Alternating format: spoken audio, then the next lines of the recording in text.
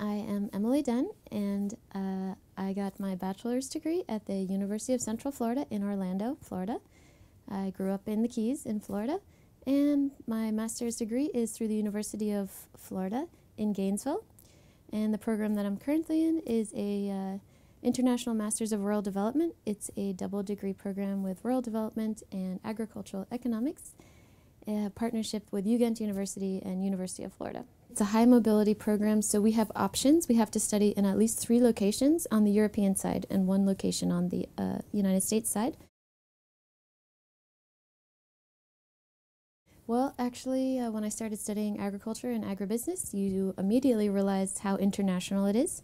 So in order to become competitive and to understand really where our food comes from all over the world, I felt like it was really important to come to the capital of Europe and learn from their perspectives, since European policy and American policy is such an integral part of agriculture and impacting the rest of the world. So this was my motivation, and in my program we had some students that were on the American side coming from Belgium, and they had such enthusiasm about the program and studying at U.S that it made a huge impression on me, so I applied and I was accepted, and it was amazing. I definitely, of course, had heard of Belgium and, of course, Brussels as the capital, kind of for policy, but I really didn't know too much about it. I knew it was probably cold there, and that's pretty much it. So I came, and it is cold here, and I don't even know. I mean, I'm learning so much about Belgians, and it's a small country, but it's so powerful, and they're wealthy, and they do what they like. I don't know. My expectations, it was hard coming from the South, coming into Europe for the first time, and I went straight to the South. People are different in the North. We also have this in the United States. It's a little bit more reserved up here. People are into following the rules, which maybe in America is kind of different. We have a lot of rules, but we also break a lot of rules. And it's a big change. I mean, there's delicious French fries and chocolate, thank God. The structure is very different than U.S. In U.S., normally we have 3 or 4 classes, and you meet a few times a week. Here, it's a full-time job. We have 7 classes, and we go to school from about 8:30 in the morning till 5 or 6 at night. So it's less interactive. You are getting a lot of lectures, not so much participatory experience. Fortunately, in my program, we have people from all over the world, so it's really interesting to get their perspectives on what we're talking about in class. We also have classes with Belgians, so they're more used to the kind of rote learning.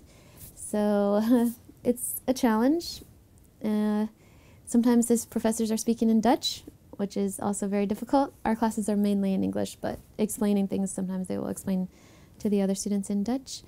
My classes are based, they're kind of divided in theory and applied, where in U.S. we have kind of more practical aspects and learning software and kind of these more advanced skills, but here they are really into learning about the foundation of the issues.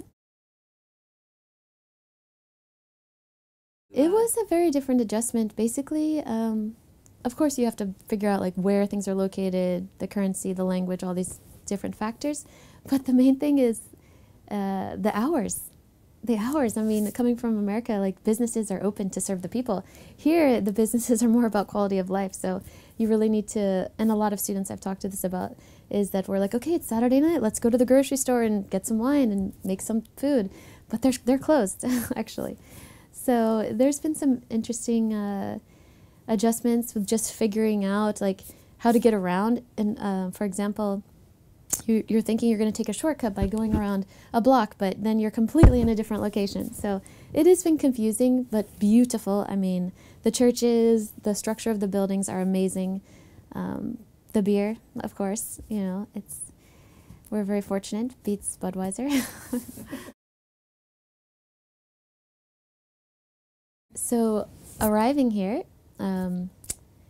before I arrived here, actually, the process of organizing your visas and applying to the program was another full-time job. You're going to school and you also have to fulfill all these requirements to get into the program, to get into the country. It was a challenge, I have to say, but it's completely worth it. I mean, 6 months of my life were devoted to doing paperwork, staying organized, getting documents from all kinds of agencies, and I was really stressed. But I have to say that in the end, once you arrive, you're like, wow, it's amazing to be here. So